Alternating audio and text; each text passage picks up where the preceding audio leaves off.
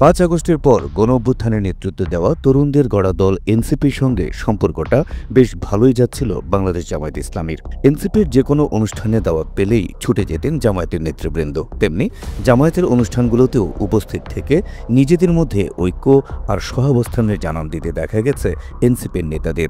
এনসিপির দাবিকৃত প্রায় সব ইস্যুতেই একমত পোষণ করেছে জামায়াত। পাশাপাশি জামায়াতের নেওয়া পরিকল্পনা এবং মতামতের সঙ্গেও একাত্মতা পোষণ করে এনসিপি।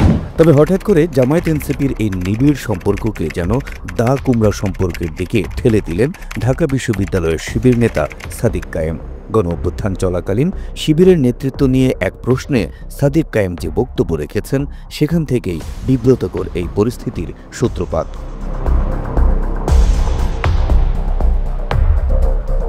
সম্প্রতি একটি টক শোতে উপস্থিত হয়ে শিবির নেতা সাদিক কায়েম গণঅভ্যুত্থানের সময় শিবিরের ভূমিকা নিয়ে কিছু কথা বলেছিলেন। তিনি বলেছিলেন, ছাত্র শক্তির গঠন প্রক্রিয়ায় শিবির যুক্ত ছিল এবং তখন শিবিরের বেশ কিছু ইনস্ট্রাকশন সমন্বয়করা তথা নাহিদরা অনুসরণ করত।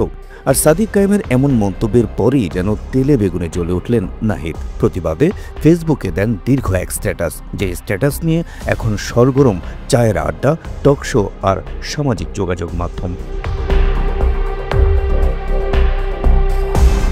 শিবির নেতা সাদিক কায়েমকে উদ্দেশ্য করে এনসিপির আহ্বায়ক নাহিদ ইসলাম ফেসবুকে লিখেন, শিবিরের ইনস্ট্রাকশনে আমরা কাজ করতাম, এটা মিথ্যাচার। আমরা ক্যাম্পাসে 8 বছর রাজনীতি করেছি, ফলে প্রকাশ্য অপ্রকাশ্য সব সংগঠন ও নেতৃত্বকে আমরা চিনতাম এবং সব পক্ষের সঙ্গেই আমাদের যোগাযোগ ও সম্পর্ক ছিল।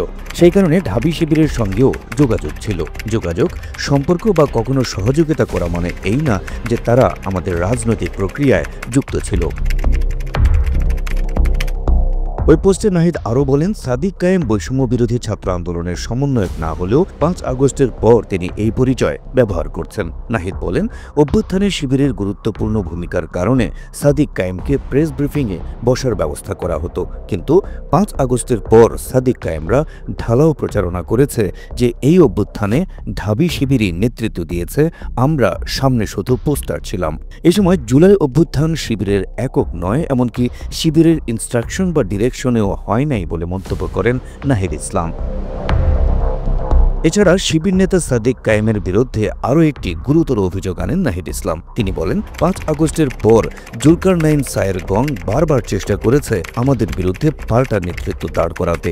সেক্ষেত্রে সাদিক কায়েমদের ব্যবহার করেছে এবং তারা ব্যবহৃত হয়েছে। এদিকে নাহিদ ইসলামের দীর্ঘ ফেসবুক পোস্টের পর পাল্টা চ্যালেঞ্জ ছুড়ে দিয়েছেন শিবির নেতা সাদিক কায়েম। তার দাবি, তিনি কোথাও নিজেকে সম্মুখ সারির সমন্বয়ক বলে দাবি করেননি। তবে 19 জুলাই থেকে 2 আগস্ট পর্যন্ত মূল সারির সমন্বয়করা যখন অনুপস্থিত ছিলেন, তখন তিনি বেশ কিছু কাজ করেছেন। এর মধ্যে 9 দফা ফরমেশন, দ্বিতীয় সারির সমন্বয়কদের সঙ্গে যোগাযোগ, তাদের সেফ হাউজে রাখার ব্যবস্থা, সব মিডিয়া হাউসে 9 দফা পৌঁছে দেওয়া ছিল গুরুত্বপূর্ণ। আর সেই বিষয়গুলোই তিনি কোথাও কোথাও প্রকাশ করেছেন। এ সময় 1 বছরের মধ্যে সমন্বয় পরিচয়ে কারো কাছ থেকে 1টি টাকা নিয়েছেন তেমন একটি প্রমাণ হাজির করার চ্যালেঞ্জ ছুড়ে দেন তিনি।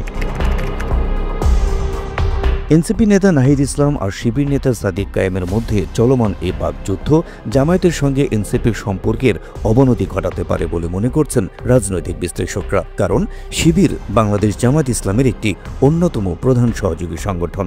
এনসিপির পাল্টা নেতৃত্ব দাঁড় করাতে সাদিক কায়েমদের ব্যবহৃত হওয়ার যে অভিযোগ নাহিদ করেছেন, সেটি শিবির তথা জামায়াত ইসলামকে ইমেজ সংকটে ফেলতে পারে বলে মনে করছেন বিশেষজ্ঞরা। এছাড়া এনসিপি এবং শিবিরের পাল্টাপাল্টি আক্রমণাত্মক মনোভাবও দল দুটির চলমান সৌহার্দ্যপূর্ণ সম্পর্কের জন্য হুমকি হতে পারে বলে মত বিশেষজ্ঞদের। এ অবস্থায় গণঅভ্যুত্থানের প্রকৃত ইতিহাসকে সমুজ্জ্বল রেখে উভয় পক্ষকেই নমনীয়তা প্রদর্শন করা উচিত বলে মনে করছেন রাজনৈতিক বিশ্লেষকরা। Habib Rasel, NTV online.